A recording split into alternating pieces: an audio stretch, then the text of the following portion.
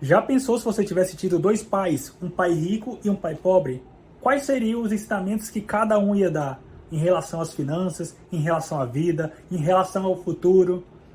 É sobre isso que a gente vai conversar hoje e eu vou trazer aqui os conceitos desse livro aqui, ó.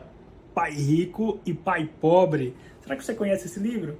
Esse livro aqui é do Robert Kiyosaki, né, um cara muito conhecido quando se fala de inteligência financeira. Eu acredito até que foi ele que cunhou esse termo, inteligência financeira. E ele, ele teve essa experiência de ter dois pais. Como é que foi isso, David? Ele tinha um pai dele, né, biológico, que era um pai pobre, e ele tinha o pai do amigo dele, que era um pai rico. Ele considerava como se fosse um pai.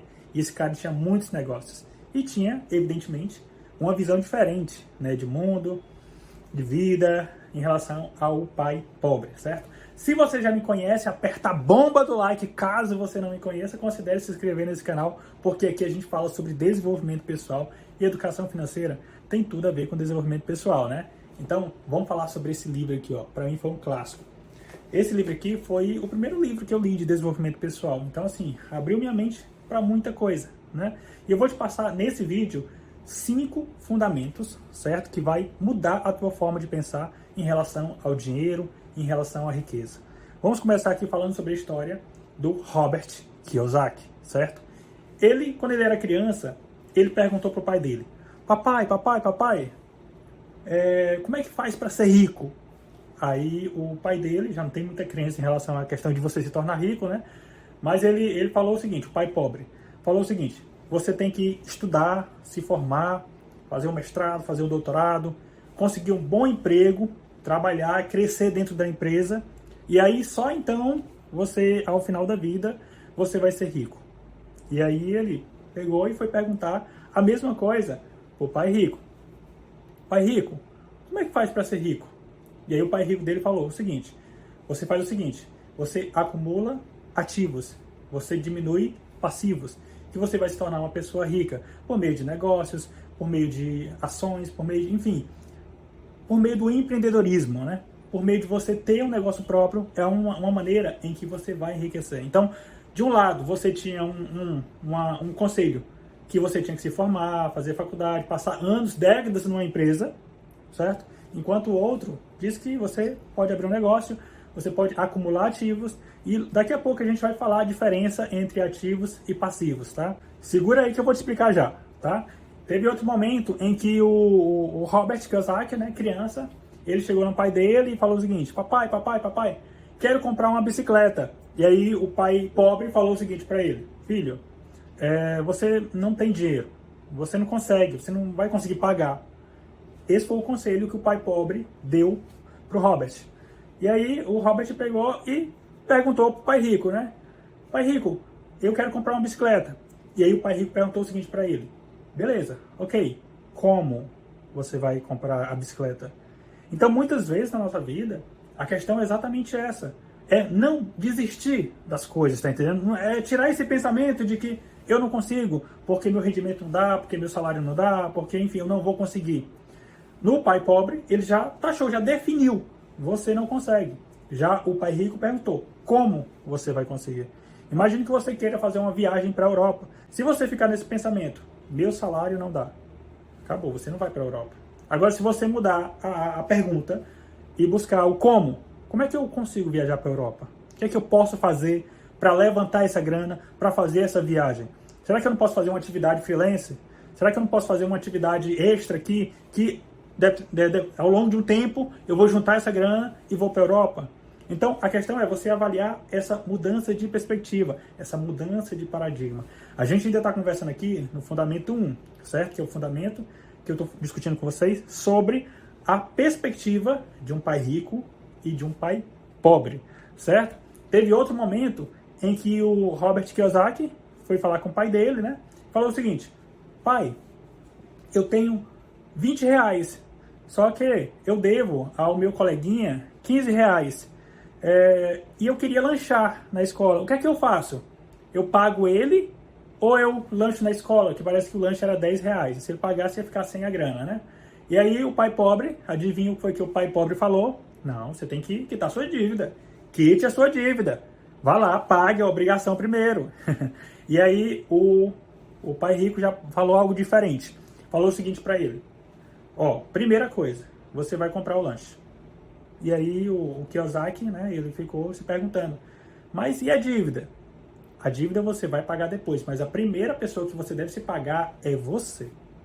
A partir do momento que você estiver abastecido, você se sentiu pago, você conseguiu fazer com que esse dinheiro, né, te trouxesse um benefício, tu vai ter muito mais energia, tu vai ter muito mais criatividade, entusiasmo para poder pagar o teu coleguinha, para poder quitar essa dívida, entendeu? Porque você vai, com essa energia, gerar mais dinheiro.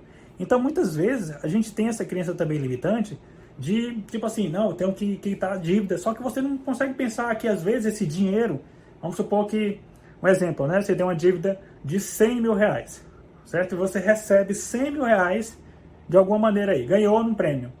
Se você for com esse pensamento, vou quitar a dívida, aí você, ok, aí zera tudo, você vai se manter na mesma condição que você estava. Tá entendendo? Agora, se você pegar esses 100 mil reais, vou empreender com esse negócio, vou pegar minha expertise, vou montar um business plan, vou montar um negócio, e aí com esse, vou renegociar a dívida, vou parcelar, vou estender, mas que o retorno desse capital vai dar para eu pagar a parcela e ainda vai dar para eu tirar algo para mim. Então, a ideia não é você deixar de pagar as pessoas, não é isso. A ideia é você criar uma ideia que você possa fazer esse dinheiro render muito mais para você.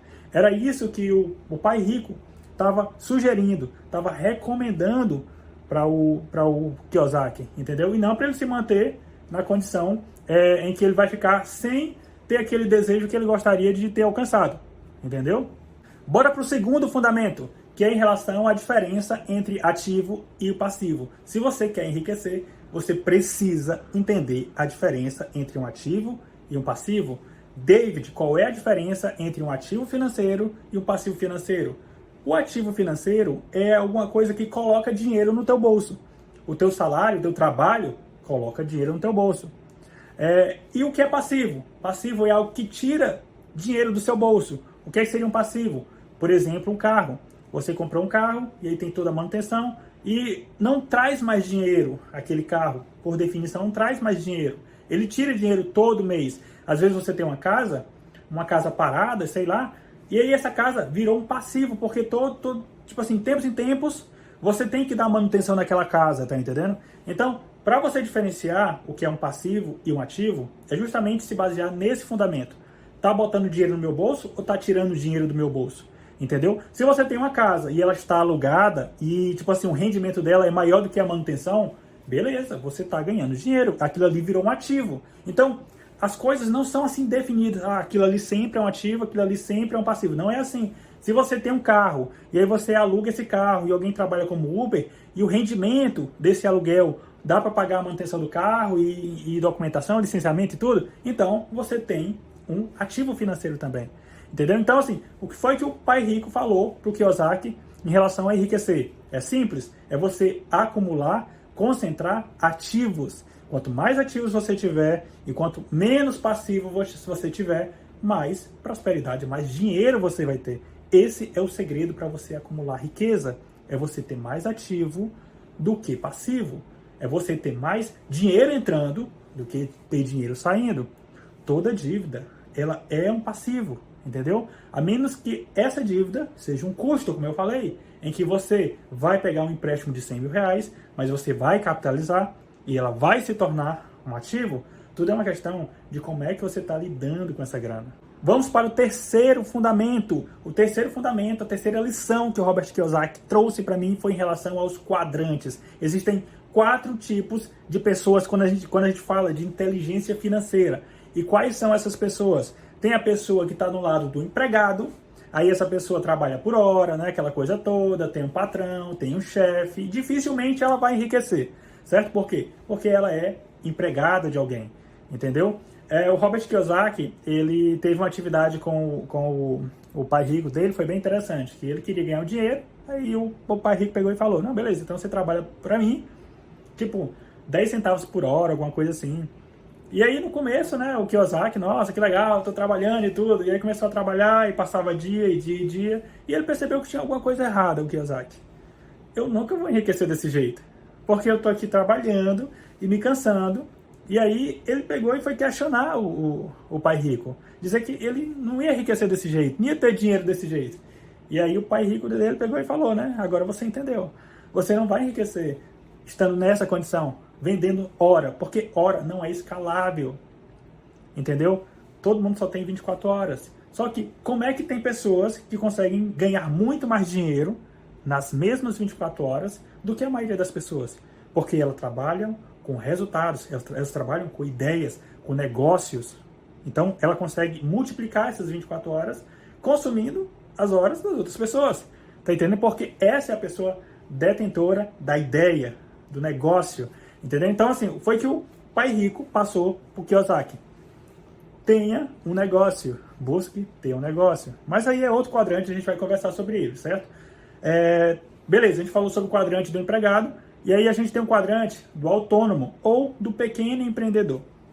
Qual é a diferença entre o autônomo e o empregado? É porque é o seguinte, o autônomo ou o microempresário, beleza, ele não tem um patrão, ele é patrão dele mesmo. Só que se ele não trabalhar, ele não vai ter renda.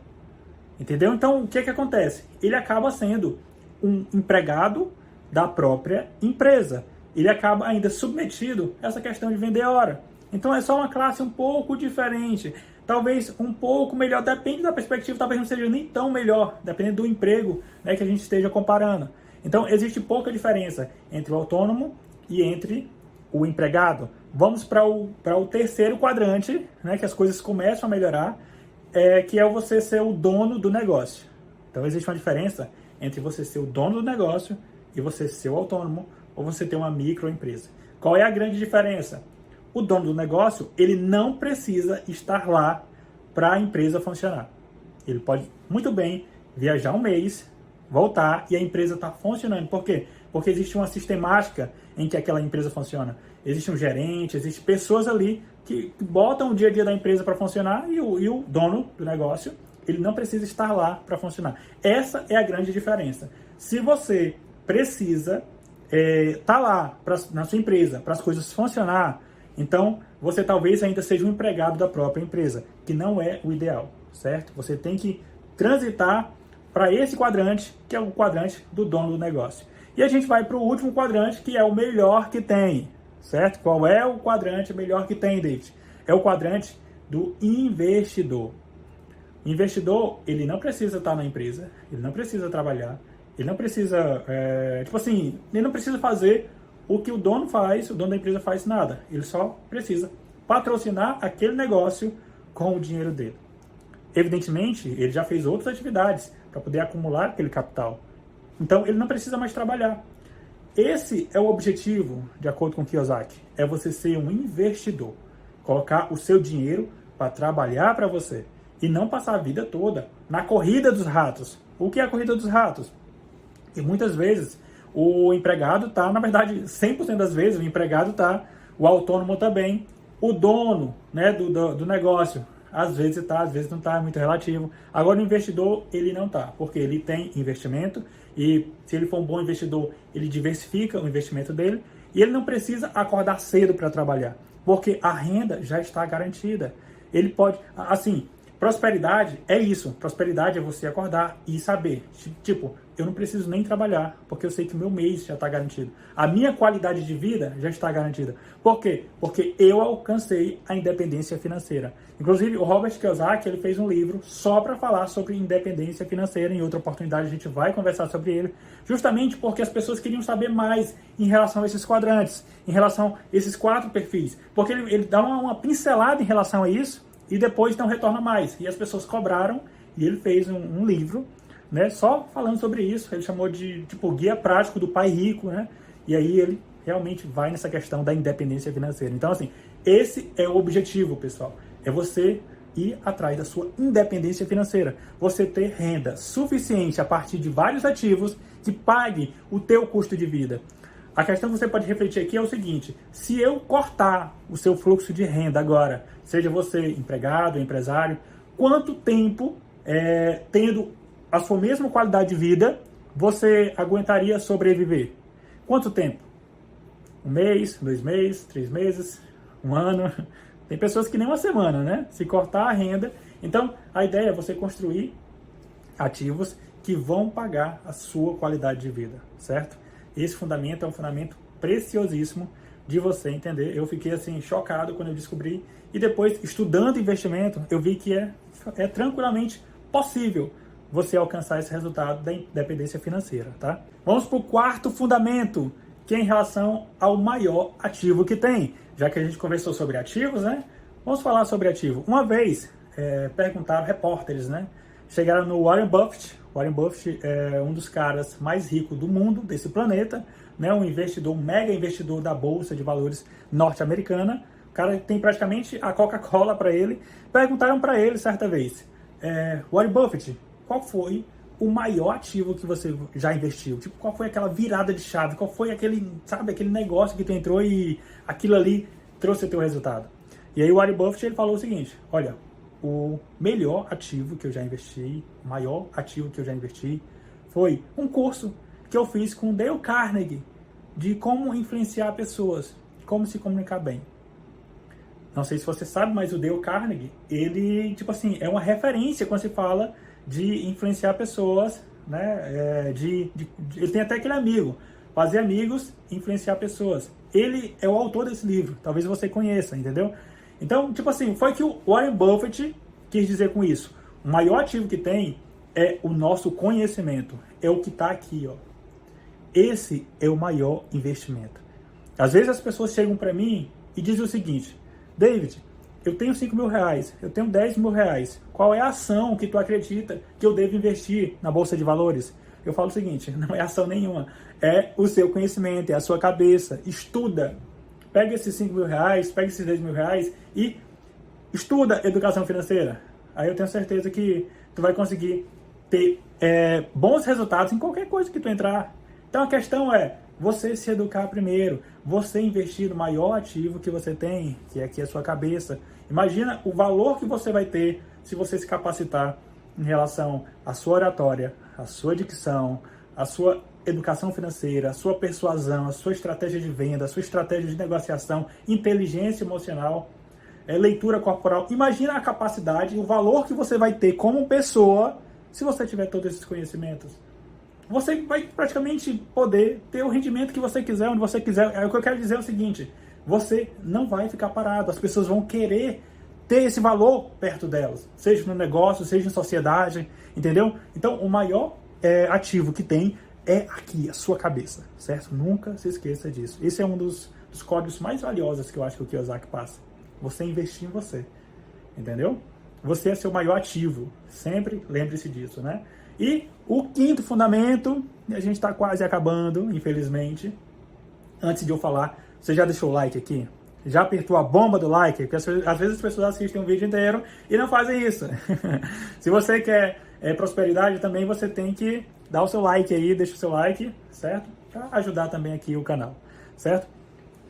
O quinto fundamento é em relação à educação financeira, certo? É você se alfabetizar em relação às suas finanças. É você buscar entender de leis, entender de números, entender de vendas, entender de negócios. É você realmente estudar isso, porque não tem como você prosperar se você não estuda essas coisas.